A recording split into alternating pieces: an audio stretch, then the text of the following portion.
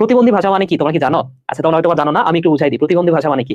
যেমন আমরা যখন ফেসবুক ইউজ করি, ফেসবুকে আমরা এই যে এই কথাটা লিখি না, SIS, সিস। সিস মানে কি সিস্টার, তাই না? সিস্টার না লিখে আমরা লিখি সিস। ব্রাদার না লিখে আমরা লিখি ব্রো। ব্রাদার না লিখে আমরা লিখি ব্রো। যেমন ওয়েট না লিখে আমরা লিখি W8। তো এই টাইপের কথা তোমরা ইউজ করো কিনা বলো তো?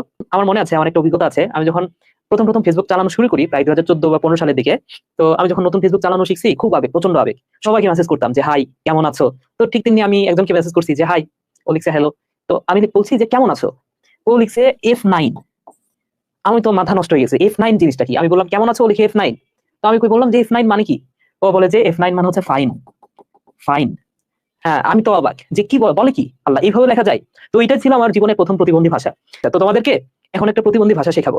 ওকে, তো আমার সাথে একটা কথা মনে রাখো, আমার সাথে একটা প্রতিবন্ধী ভাষা মনে রাখো, সেটা হচ্ছে এভাবে পড়ো, VLJI। VLJI মানে হচ্ছে ভুলে যাই। VLJI, ভুলে যাই, ঠিক আছে? প্রতিবন্ধী ভাষা সংক্ষেপে। তারপরে লিখো MSAT। তাহলে VLJI মানে হচ্ছে ভুলে যাই, ভুলে যাই মিস্টার স্যাট।